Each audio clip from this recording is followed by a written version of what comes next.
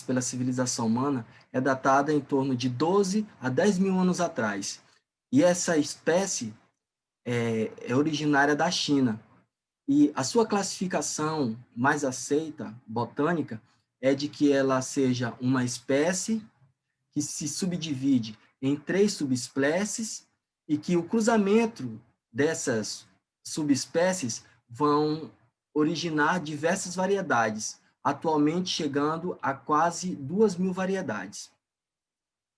Segundo Johnson, uma especialista renomada no que tange a cannabis, ela vai dizer que a cannabis vem representando um grande potencial no mercado mundial diante dos seus benefícios medicinais, assim como pela produtividade e qualidade de suas fibras e sementes, além dos múltiplos produtos obtidos através dessa matéria-prima, chegando a 25 mil produtos e subprodutos derivados desse vegetal. Exemplo disso é como ela é utilizada em produtos comestíveis, produtos de higiene, materiais de construção civil, papel, biodiesel, entre outras. E por toda essa sua versatilidade, podendo ser utilizada das suas raízes até as suas flores e sementes, ela também tem agregado em seu valor a capacidade de ser um biofitorremediador em áreas biodegradáveis. E ela pode ser facilmente classificada como uma cultura de alto potencial de sustentabilidade.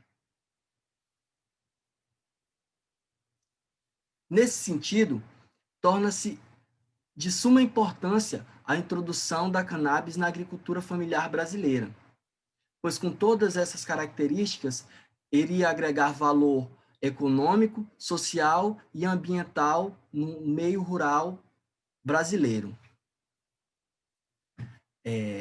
Assim, para caracterizar a agricultura familiar, nós devemos ver, de acordo com o artigo 3º da Lei 11.326, ela vai dar algumas características que são ímpares para a classificação de um agricultor familiar. E dentro dessa classificação são englobados analiticamente algumas comunidades indígenas, quilombolas, extrativistas e ribeirinhas, que têm como principais características de que elas podem ter apenas 4 módulos fiscais, que vão variar de acordo com a região e localidade em que se encontra no território nacional. Ela deve fazer a utilização predominantemente de mão de obra da própria família. Isso não significa que ela não possa empregar outras pessoas, mas que o número de empregados não pode ultrapassar o número de pessoas da família, da própria família. Também ela deve ter um percentual mínimo de renda familiar originário da atividade econômica do estabelecimento. E também esse estabelecimento deve ser dirigida pelo proprietário ou pela proprietária, que é como se constitui uma família, né, atualmente, deve ser dirigida esse empreendimento pelo proprietário ou pela proprietária desse estabelecimento. Somado a esses valores, no nosso quadro abaixo, nós vemos aqui algumas proporções de áreas e o número de estabelecimentos agrícolas espalhados pelo território nacional.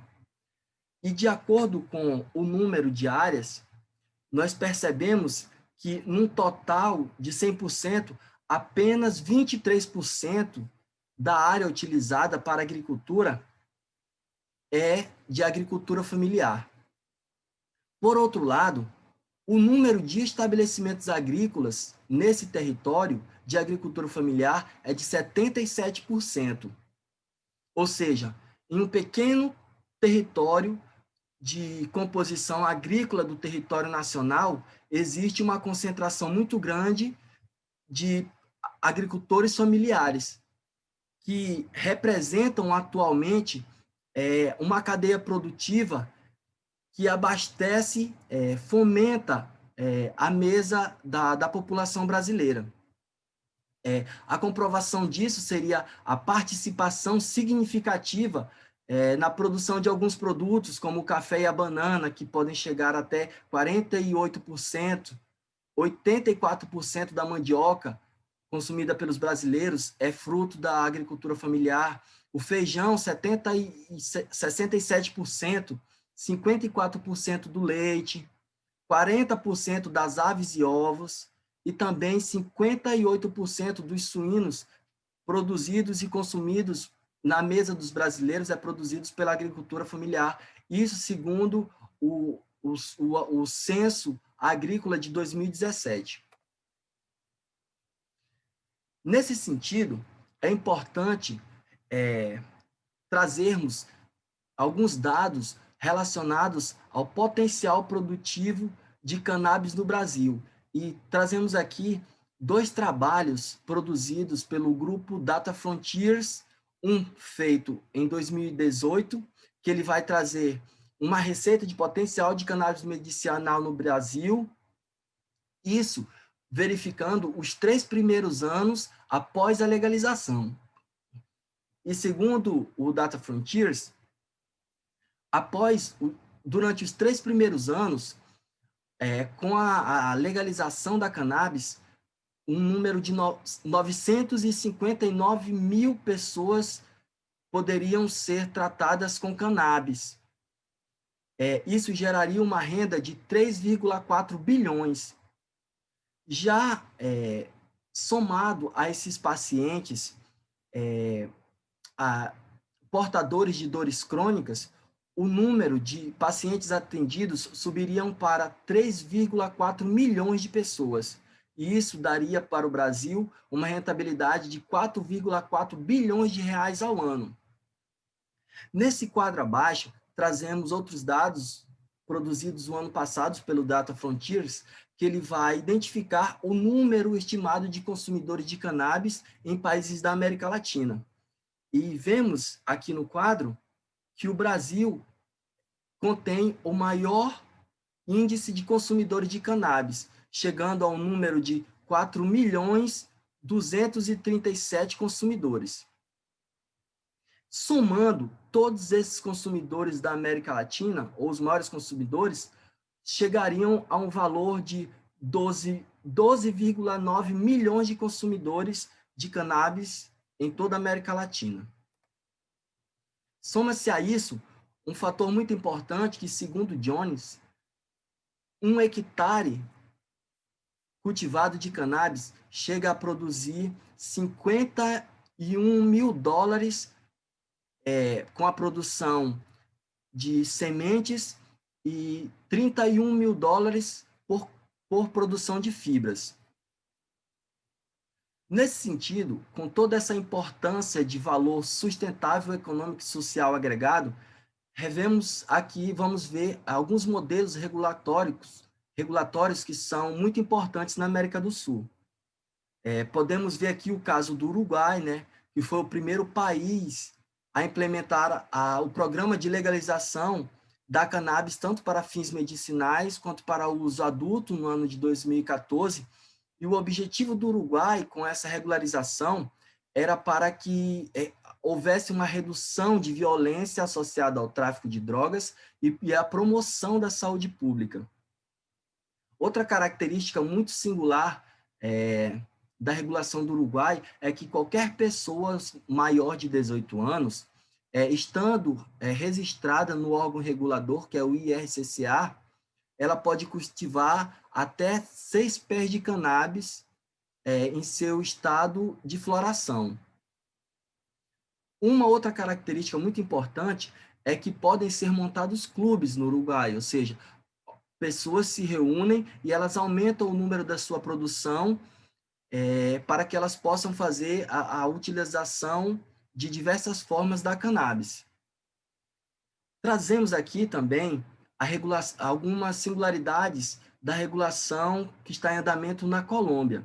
A Colômbia, além de ser reconhecida pelo alto potencial de suas características edafoclimáticas, ou seja, de solo, clima e fotoperíodo, ela tem a sua costa para o mar Atlântico e Pacífico e pode ser um caminho e um futuro grande produtor a nível de exportação de cannabis.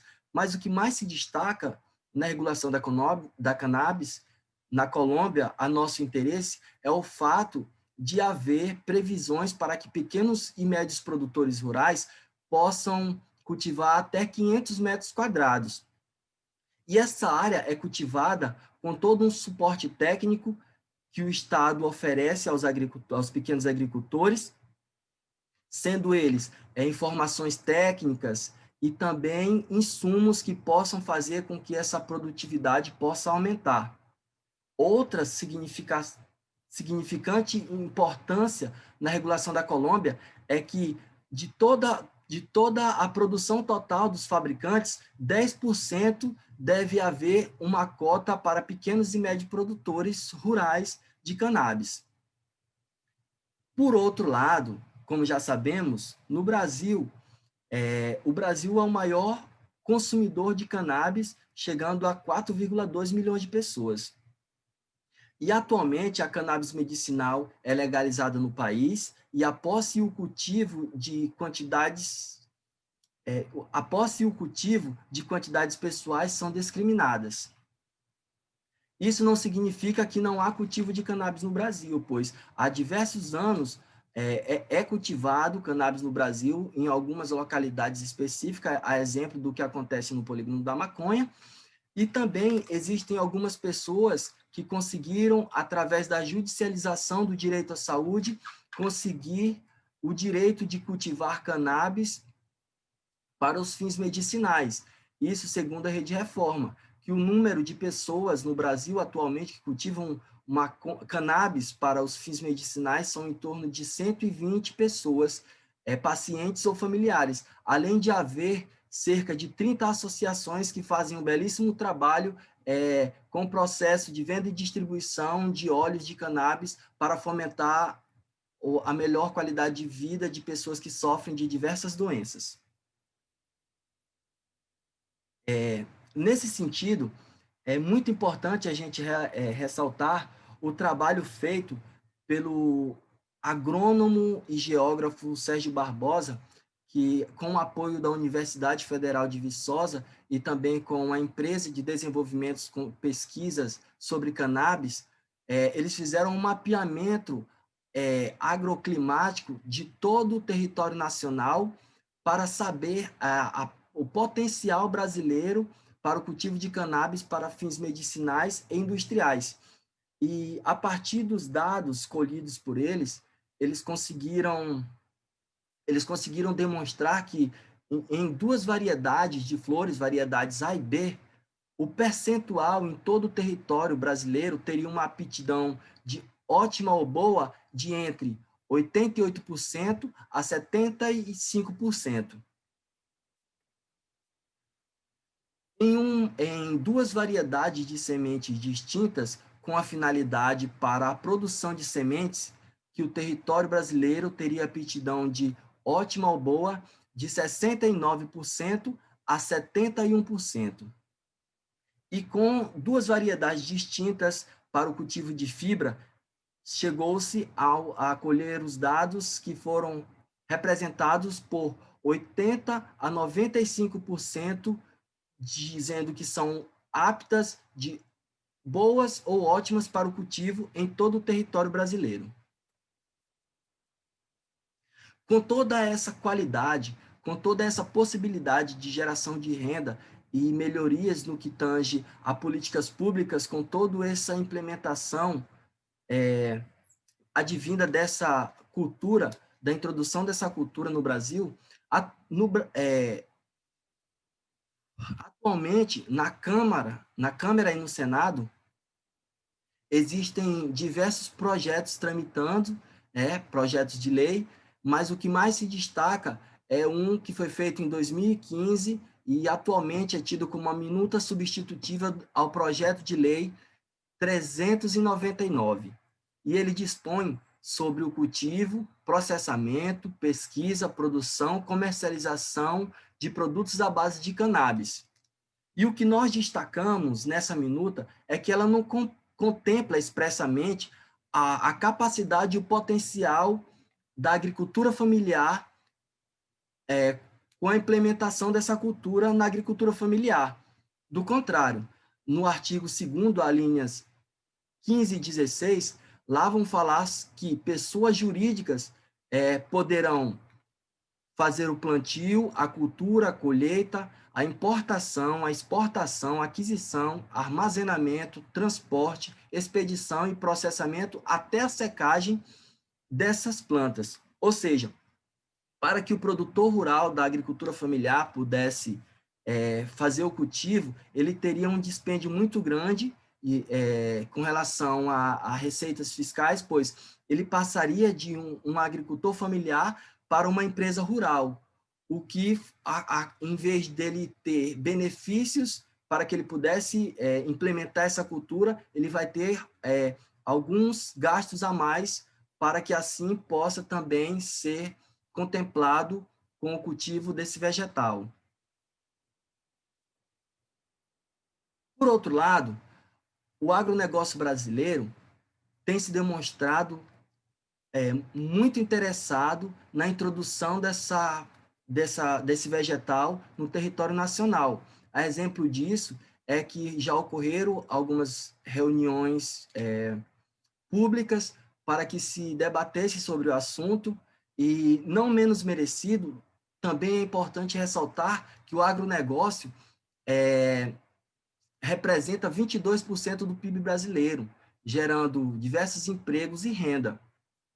Outra coisa muito importante e relevante a ressaltar do agronegócio é que o agronegócio brasileiro é o maior produtor mundial de café, açúcar e laranja, é o maior produtor de cana-de-açúcar, líder na exportação de açúcar e etanol, é o maior produtor mundial de carne bovina e de aves, e o segundo maior produtor de soja.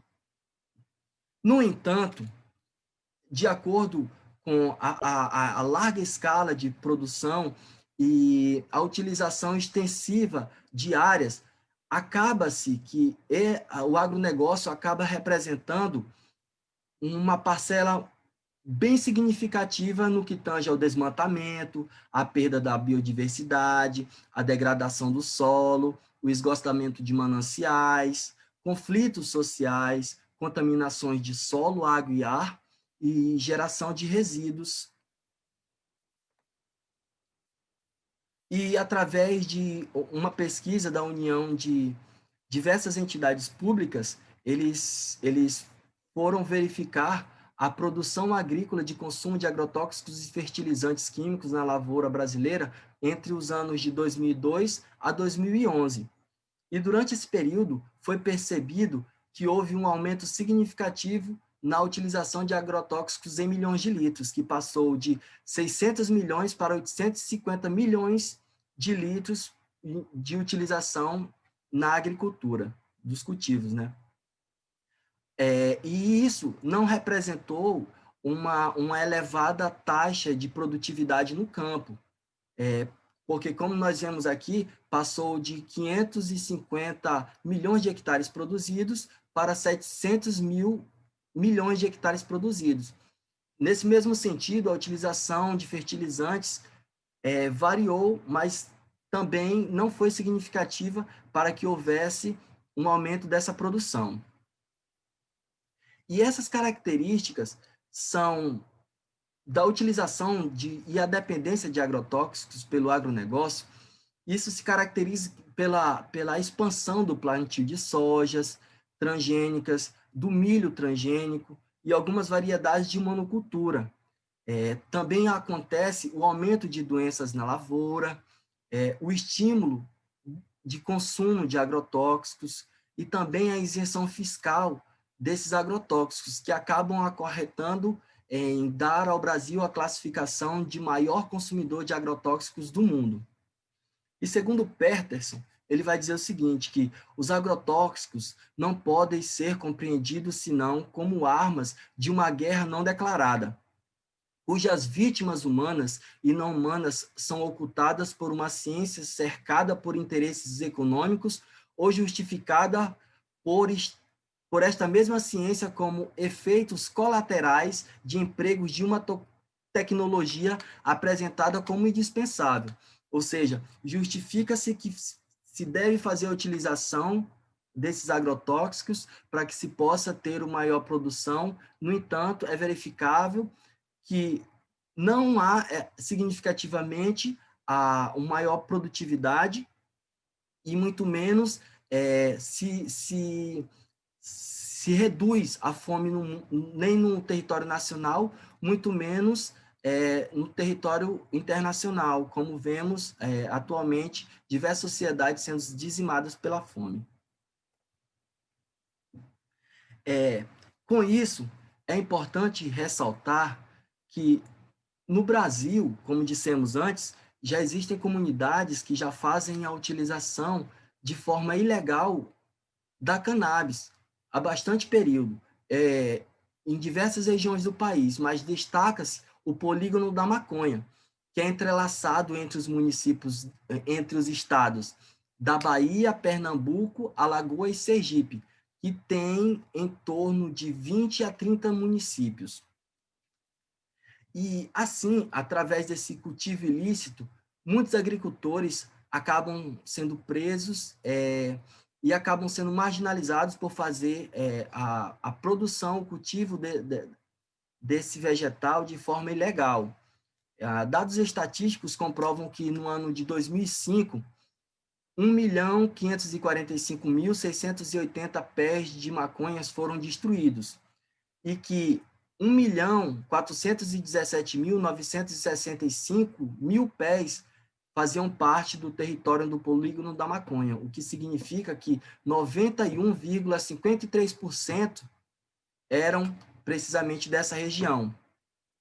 Também destaca-se o fato de, no ano de 1997 a 2000, alguns municípios, como Floresta, que se localiza no polígono da maconha, ser classificado entre os 10 municípios, os 10 municípios que mais teve taxas de índices de pessoas mortas por homicídio. Nesse sentido, a repressão policial não diminui o número de atores envolvidos. Ao contrário, implica em novas estratégias, ou seja, os agricultores, ao cultivar a cannabis, acabam se associando com organizações criminosas e acabam potencializando esse mercado, mas, no entanto, a parte mais prejudicada sempre são os agricultores familiares. E como cita Fraga, parte significativa dos envolvidos no plantio de maconha é de agricultores familiares, que, sem uma política agrária que os beneficie, voltaram-se para o cultivo da maconha como alternativa de renda. As cadeias de Salgueiro e de Recife têm, entre seus hóspedes, números significativos de trabalhadores rurais cujo crime foi plantar maconha. Assim, para que nós tenhamos uma reparação social, nós precisamos compreender toda a dinâmica de regulação da cannabis no território brasileiro. E é fundamental, de suma importância, fomentar políticas públicas que não penalizem ainda mais o elo mais fraco dessa cadeia agrícola nacional. Assim, urge a real necessidade da introdução da cannabis na agricultura familiar brasileira, como forma de garantia do Estado, consonante ao artigo 170 da Constituição Federal de 88, qual seja os princípios da ordem econômica, visando os critérios como a função social da propriedade e a livre concorrência, latentes à concretização de demandas fundamentais, como a redução da crescente disparidade social, o compromisso com a segurança e a soberania alimentar, assim como a preservação dos ecossistemas.